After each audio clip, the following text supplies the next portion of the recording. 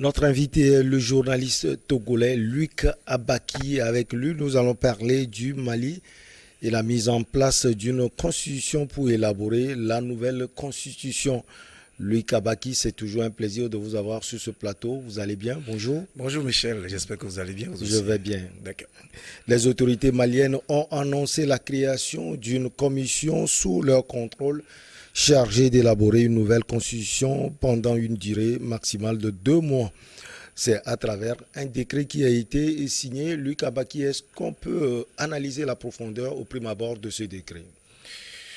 Alors disons que le président Assimi Goïta est en train d'embrayer sérieusement en ce qui concerne la mise en œuvre de sa vision pour aboutir à un résultat probant au bout des 24 mois que va alors durer la transition. Parce qu'en fait, vous avez constaté que à la réunion du 4 juin de la CEDEAO à Accra, il était en fait annoncé normalement la levée des sanctions, en tout cas de l'embargo illégal et illégitime qui a été imposé donc à ce pays-là. Il y avait à tirailler encore sur la durée, etc. Mais à partir de l'instant où la CEDEAO n'a pas réussi à s'accorder sur le principe de cette levée des sanctions, etc., les dirigeants maliens ont compris qu'il faut en fait aller de l'avant. Il faut progresser parce qu'en fait, il y a des attentes légitimes du peuple malien. Voilà pourquoi, dès le lendemain, c'est-à-dire le 5 juin déjà, le président Assimi Goïta a pris un décret en bonne et due forme fixant la durée de la transition à 24 mois à compter du 26 mars dernier. Donc, c'est un deuxième acte fondamental qu'il vient de poser en signant le décret portant création d'une commission chargée justement d'élaborer la nouvelle constitution, donc de l'écrire. Il s'agira là d'un avant-projet de loi qui sera alors soumis par la suite au Conseil national de transition de manière, ou alors à un vote total, de manière que le Mali puisse se doter d'une nouvelle constitution en bonne et due forme, dont l'utilité sera précisément de mieux assainir le champ politique malien, de mieux réguler la population malienne et en même temps de donner les gages permettant précisément l'organisation d'une élection transparente, équitable et probablement non contestée. Je crois que c'est dans cet esprit-là. Et vraiment, le président malien est dans l'action pure et dure. Alors déjà sur la durée de la transition, après le sommet d'Accra, ce sommet extraordinaire, on a entendu la réaction de la CEDEAO qui parle d'une décision qui n'est pas consensuelle. Est-ce que pour la rédaction de cette nouvelle constitution à venir, la CEDEAO, selon vous, va réagir? Non, mais la Constitution, c'est un acte souverain. C'est l'identité, c'est la Bible d'une nation. C'est-à-dire que là, cela ne demande aucunement l'intervention d'une institution internationale, si puissante soit-elle, pour s'ingérer, si vous voulez, dans les actes souverains, dans les principes régaliens qui doivent régir le fonctionnement d'une nation. Voyez-vous, donc, ça veut dire que la CEDEAO n'aura pas à se prononcer. En réalité, elle s'est prononcée sur le décret parce qu'il y a une discussion entre la CEDEAO, donc le médiateur de la CEDEAO, et les autorités maliennes sur la durée de la transition. Et donc, il aurait fallu, bien entendu, un consensus et qui va aboutir à la levée des sanctions avant éventuellement que les autorités maliennes ne commencent à agir dans le cadre justement de cette transition, en tout cas de cette transition telle que définie de commun accord, voyez-vous. Mais il se trouve que la CEDEAO est dans la digression, dans les supputations, dans une manière d'ergoter autour du sujet au lieu d'être des dirigeants actifs, persuasifs, capables d'une décision et qui permet justement d'avancer, en tout cas dans ce dossier malien-là. Or, au même moment, la population malienne attend de façon très ferme des actions concrètes allant dans le sens de l'assainissement, voyez-vous, de l'environnement politique, économique, social, etc. de ce pays-là, de manière qu'il puisse donc prendre son identité, sa responsabilité, sa souveraineté en main. Dès l'instant où les dirigeants de la CEDEAO ne sont pas capables donc de poser des actes responsables, alors que l'embargo qu'ils ont posé contre le Mali est un embargo illégitime, illégal et même inhumain, ça veut dire qu'ils sont en train de s'exposer à une forme de vulnérabilité vis-à-vis justement de la France, ça on ne va pas s'en cacher, qui œuvre toujours pour qu'il y ait toujours des sanctions. Voyez-vous, donc ça veut dire tout simplement que le Mali comprend que avec ou sans la CEDEAO, il doit pouvoir avancer. C'est pour cela que le président Goïta est en train de prendre des actes souverains. Et donc, à partir du décret qui limite la transition à 24 mois, ça veut dire qu'il n'y a plus de débat sur la durée de la transition. Ça veut dire tout simplement que c'est pour ça que moi j'ai écouté le président en exercice de l'Union africaine, Macky Sall, en séjour à Paris, qui a dit que bon, c'était une maladresse de prendre le décret parce qu'ils étaient en pleine discussion. Mais il a reconnu, heureusement, que en fait, la durée de 24 mois faisait partie de l'accord que les deux autorités maliennes ont eu avec le médiateur de la CEDEAO. Et qu'à la suite du rapport que le médiateur de la CEDEAO a eu à présenter, donc, en tout cas au sommet, il y a eu un débat. Sauf qu'ils n'ont pas réussi à délibérer. Ils ont tout simplement décalé cela sur le 3 juillet, de manière que le représentant ou le médiateur de la CEDEAO continue les échanges avec les autorités maliennes, de manière qu'ils puissent arrêter un chronogramme précis et clair permettant à la CEDEAO de délibérer. Dans tous les cas, tel qu'il a parlé, ça veut dire qu'il a bien compris qu'il ne devrait plus avoir de débat sur la durée de la transition. C'est pour ça que les dirigeants maliens ont décidé d'aller droit au but. Et donc, après ce décret portant sur la durée, alors ils sont partis à un deuxième acte déterminant qui est de mettre en place une nouvelle constitution. Parce qu'en fait, c'était la CEDEAO elle-même qui, déjà en 2018, avait demandé aux autorités maliennes de ne plus jamais organiser d'élections, quelles qu'elles soient, avant d'avoir fait les réformes institutionnelles, constitutionnelles et puis politiques nécessaires. Donc ça veut dire que là, on est de plein pied dans des actes déterminants qui doivent alors marquer cette transition-là. Et c'est pour ça que le président Goïta fait écrire donc cette nouvelle transition qui va revisiter justement la constitution déjà existante. Et à partir des éléments existentiels d'aujourd'hui, ils vont retoucher, ils vont refondre les éléments, faire en sorte que un consensus, le maximum de consensus soit retenu autour de cette constitution, parce que le décret qui a été signé précise que la commission en question devra travailler avec les leaders des partis politiques, les associations de la société civile, le monde religieux, en tout cas toutes les composantes de la nation malienne, de manière à requérir le maximum de suggestions, d'observations, de propositions qui vont alors meubler la nouvelle constitution. Je crois qu'il faut fondamentalement que cette commission-là travaille de manière à élaborer une constitution qui tienne compte des réalités endogènes du Mali. Parce que vous savez, le plus souvent dans nos espaces francophones, c'est de simples copies-collées.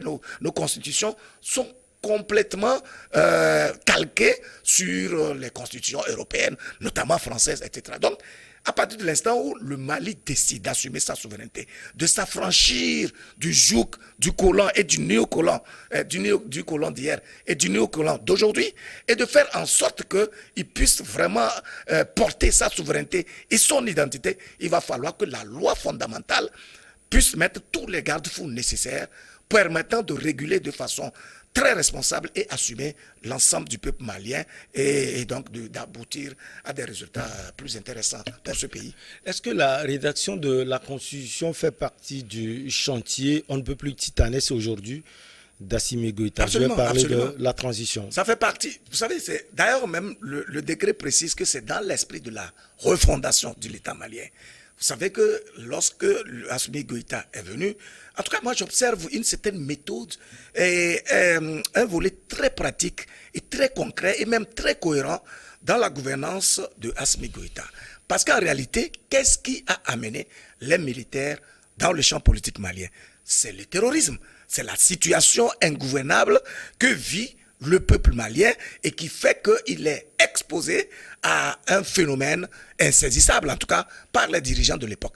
Cela fait que lorsque Assimi Goïta est arrivé dans le piédestal de l'État, sa priorité a été de restaurer la sécurité, de rééquiper l'armée malienne, de la restructurer, de recruter autant que possible les forces vives malienne au sein de cette armée de manière à pouvoir faire face donc à ce fléau-là. Je crois qu'aujourd'hui, on a des éléments probants qui montrent que l'armée malienne a fait vraiment du chemin, a conquis beaucoup de son territoire et a permis que les populations qui s'étaient donc évadées sous le coup donc de ce terrorisme, de ce phénomène, se réinstallent. Donc ça veut dire que ils sont en train d'évoluer précisément par rapport à ce volet sécuritaire. Et donc, à partir de l'instant où il y a la perspective donc de reconquête du territoire et ils ont les moyens aujourd'hui de contrôler l'ensemble du territoire, il faut aller à la deuxième phase qui consiste justement à faire les réformes institutionnelles, constitutionnelles et politiques permettant alors de baliser la voie à l'organisation des élections propres dans ce pays-là. Je crois que cette méthode-là montre clairement que le président Goïta et son équipe sont portés par une vision. Ils ont une envie réelle d'assurer l'affranchissement du peuple malien, sa libération et son épanouissement effectif. Et donc, dans ces conditions-là, que la communauté internationale les accompagne ou pas, ils ont compris qu'il faut assumer leur destin et c'est ce qu'ils sont en train de faire précisément. Alors, dans la rédaction toujours de cette constitution, est-ce que, selon vous, ce sont des analyses, on va prévoir peut-être le fait que pour la junte de se représenter ou bien de se présenter aux élections à venir dans ce pays? Non, je ne crois pas. Je crois que le président Goïta a toujours affirmé sa volonté en fait de laisser le pouvoir, en tout cas à la suite de la transition, parce que son objectif, en fait, c'est de poser les fondamentaux qui permettent une gouvernance assez saine, une gouvernance responsable, une gouvernance qui vise précisément l'épanouissement du peuple malien. Et donc, son ambition, en fait, n'est pas de s'éterniser au pouvoir. Il n'a pas pour vocation, il n'est pas équipé pour rester un président, même si dans son leadership, on constate quand même qu'il est très porté sur l'humain et qu'il pose des actes en faveur justement de cette population-là. Son ambition n'est pas de rester au pouvoir, du moins pour le moment. Et je crois que cela fait partie précisément des accords qu'il a eus avec la CEDEAO, où il a été question que tous ceux qui sont acteurs, en tout cas les officiers, et qui dirigent aujourd'hui la transition ne fassent pas partie de ceux-là qui vont candidater précisément pour les élections prochaines. Donc, ce n'est pas envisageable, du moins pour l'instant. Alors, à la suite donc de cette organisation, en tout cas de cette constitution qui sera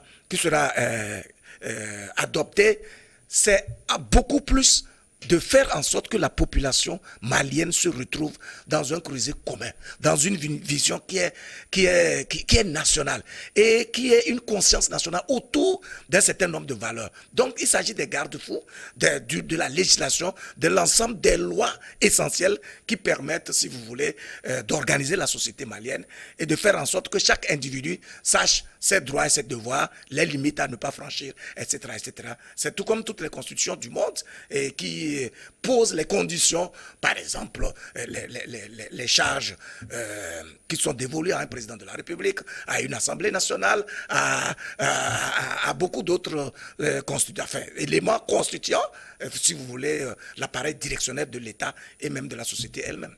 Même des points qui peuvent protéger le président Assimi Goïta et toute la junte. C'est possible, de toutes les façons. Je pense que, comme je l'ai dit, après l'élaboration de l'avant-projet, il va falloir qu'on essaye de l'organiser pour qu'il devienne un projet qui sera soumis à l'Assemblée nationale. Donc, tous ces éléments-là, s'ils sont opportuns à être discutés et à faire partie justement de la Constitution, mais c'est tant mieux. L'essentiel, en fait, c'est de viser la paix sociale, la cohésion sociale, de viser les meilleures conditions qui permettent à l'ensemble de la nation malienne de regarder de l'avant, de poser des actes qui confortent et consolident l'affranchissement qui est entamé aujourd'hui. Et donc, une constitution, en tout cas une loi, ne doit pas être personnelle. Elle doit être dans une dynamique d'ensemble qui doit pouvoir protéger toutes les composantes de la société. Maintenant, qu'il soit nécessaire de parler des anciens dirigeants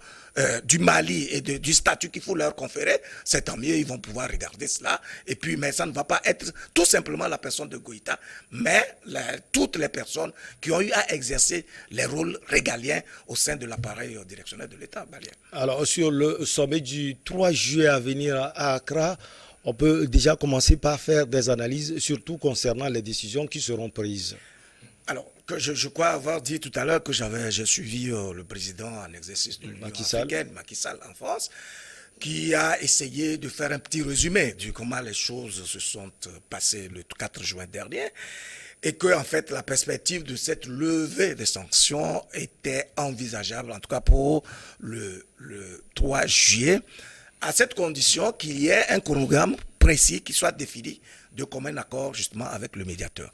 Donc, on peut considérer que la CEDEAO est en train de comprendre en fait qu'elle a posé un acte maladroit, malsain, sinon une faute qui compromet son image et qui montre sa fragilité et son incapacité à être cohérente par rapport à ses textes, par rapport à sa vision, par rapport à la vocation même de l'institution. Donc, ils se doivent, je pense, ces dirigeants-là, le 3 juillet, de finir par lever ces sanctions qui n'avaient pas leur raison d'être. Parce que d'ailleurs, l'objectif pour lequel ils ont été amenés à prendre ces sanctions n'est pas atteint, puisqu'il était question, à vrai dire, de fragiliser le pouvoir, de les démanteler et de faire en sorte à l'obliger à rentrer dans les cadres qui sont définis justement par la France et ses alliés de l'espace ouest africain. Dans tous les cas, tels que les dirigeants maliens sont en train d'agir, on sent qu'avec ou sans la CEDEAO, ils sont déterminés à donner une nouvelle identité au Mali, à assumer la souveraineté du Mali et à faire en sorte que l'épanouissement et l'affranchissement du peuple malien soient effectifs à partir de maintenant. Et ça, on ne peut que les encourager parce que ce type de vision, cette audace, ce courage et cette méthode qu'ils sont en train d'appliquer sont les denrées les plus rares que nous avons dans notre espace et qui expliquent précisément que nous sommes encore à la traîne. Nous continuons d'errer dans les supputations, dans les plaintes, dans les complaintes, dans les lamentations, sans pouvoir avoir des repères crédibles qui permettent justement d'envisager une perspective heureuse pour nos nations.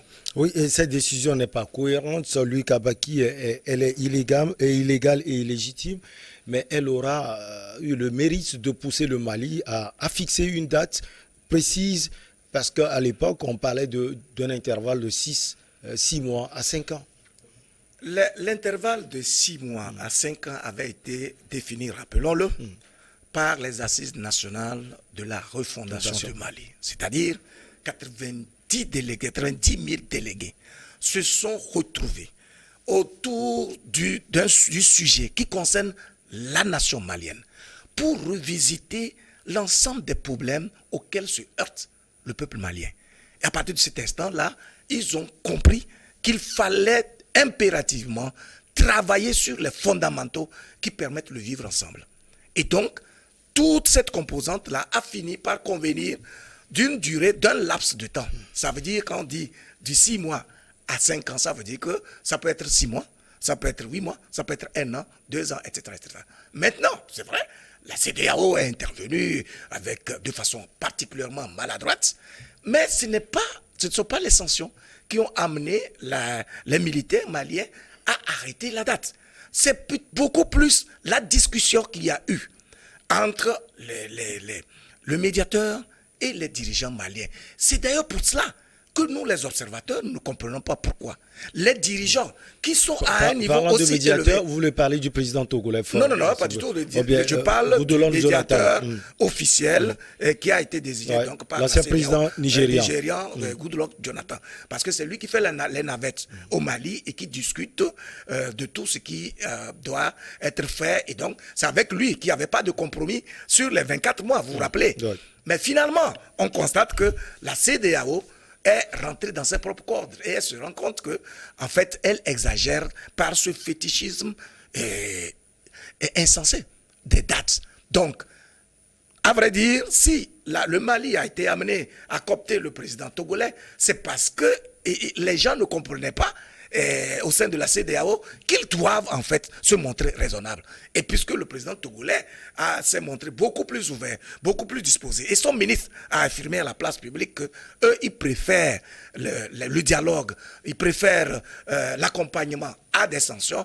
Donc, c'est pour ça qu'il a été mêlé à cette dynamique-là. Et je crois qu'il est en train de faire un travail souterrain précisément avec ses pairs, de manière qu'ils puissent aboutir à quelque chose. Mais j'étais en train de développer un volet pour dire que nous, en tant qu'observateurs, on ne comprend pas et on n'a jamais compris comment des dirigeants à un niveau aussi élevé n'ont pas compris qu'il faut privilégier les échanges, les discussions, de manière à dégager des consensus sur des sujets aussi importants qui concernent le devenir de toute une nation.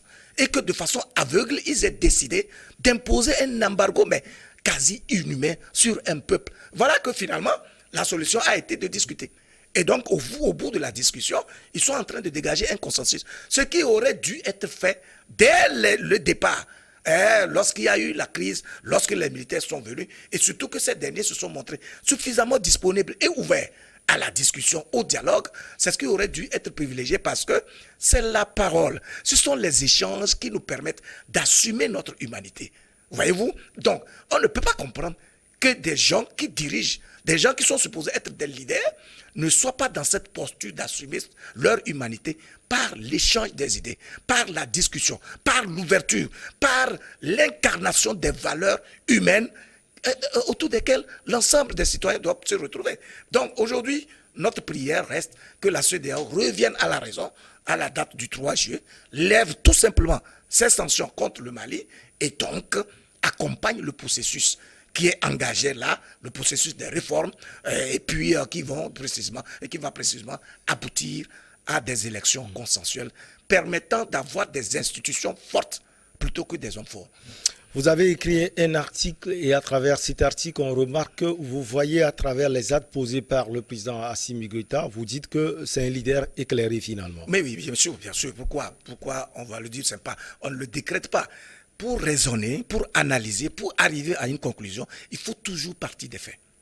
Voilà un dirigeant qui est pris en tenaille par une ligue internationale, par des complotistes, par une pression immorale venant donc des puissances extérieures, mais qui réussit curieusement à réaliser beaucoup de choses. J'ai parlé tout à l'heure de l'armée malienne qui a été rééquipée, restructurée, dont l'effectif a été revu à la hausse et qui donne finalement des résultats sous le leadership éclairé de Assimi Goïta.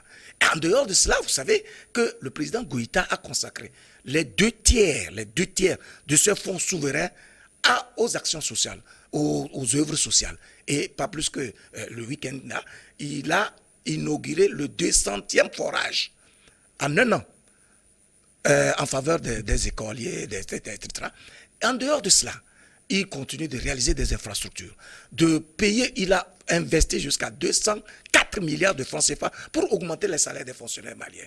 Est-ce que vous comprenez? Et donc, toutes ces actions-là, et vous avez vu le résultat qu'il y a eu dans l'agriculture du coton, où il y a eu une flambée, une montée vertigineuse de 150 000 tonnes, ils sont allés à 760 000 tonnes. Pourquoi? Parce qu'ils ont investi dans ce domaine, sachant que beaucoup de Maliens sont dans l'agriculture et que c'est un secteur productif suffisamment transversal, dont l'évolution, la productivité permet de réjaillir sur l'ensemble des couches socio-professionnelles. Voyez-vous? Donc, le Mali, lorsqu'il a commencé à faire face à la cherté de la vie, n'a pas attendu, n'est pas dans les lamentations, comme beaucoup de dirigeants dans notre sous-région. Il a envoyé jusqu'à 5 à 6 ministres de son gouvernement vers la Russie pour négocier clairement les besoins du Mali, notamment le blé, les intrants, le pétrole, etc. Voilà des actes concrets qui montrent qu'en fait, il a compris qu'il ne doit pas être là pour lui et par lui, mais il doit être là pour le peuple et travailler toujours dans le sens de construire une nation qui s'épanouit au jour le jour. Et ces genres d'actes ne peuvent qu'être salués par un observateur qui aspire profondément à un affranchissement de notre espace. Pourquoi l'Afrique est toujours à la traîne? Pourquoi l'Afrique se cherche jusqu'à présent? C'est parce qu'il y a une carence de leadership. Si je dois même reprendre les propos de notre ministre des Affaires étrangères dans son livre où il dit que l'Afrique est malade de ses hommes politiques. Et la rédaction de la Constitution va s'inscrire indubitablement dans ce sens, Luc Abaki. Évidemment. Et tout dépendra du contenu. Il ne faudrait pas, comme je l'ai dit, qu'il y ait des éléments qui personnalisent le débat au sein d'une constitution. Voyez-vous? Donc, il suffit, en tout cas, moi je reste confiant. Pourquoi? Parce que, comme je l'ai dit, tous les actes, en tout cas pour l'essentiel, qui sont posés par ces dirigeants maliens, montrent clairement qu'ils sont portés par le meilleur devenir du peuple malien. À partir de cet instant-là, ça veut dire que la Constitution elle-même, qui constitue, je l'ai dit, la Bible de toute nation, doit pouvoir être une Constitution dans laquelle l'ensemble des Maliens se retrouvent. Quel que soit leur bord politique, quelle que soit leur obédience religieuse, etc., quelle que soit leur ethnie, il faut qu'ils se retrouvent dans cette Constitution-là, de par les dispositions qu'elle va incarner. À partir de cet instant, on va dire que les balises de la restructuration de la société malienne sont donc posées et il suffira alors qu'il y ait des élections transparentes, équitables, moins contestées, parce qu'il est difficile d'avoir des élections totalement non contestées, mais au moins que ceux qui contestent soient de bonne foi. Dans tous les cas, qu'on puisse constater que la majorité des Maliens ont pu s'exprimer et ont porté leur vote sur un leader qui va alors continuer l'œuvre qui vient d'être entamée de manière que le Mali devienne un vrai exemple pour l'ensemble des pays qui continuent dans notre espace de se chercher. Mali, mise en place d'une commission pour élaborer la nouvelle constitution. Merci beaucoup à vous, Luc Abaki. Ça a été un plaisir de vous avoir sur ce plateau. Je me sens privilégié d'être là à chaque fois. Allez, on va marquer la pause pour le journal et derrière, on reçoit nos invités pour Regard Croisé.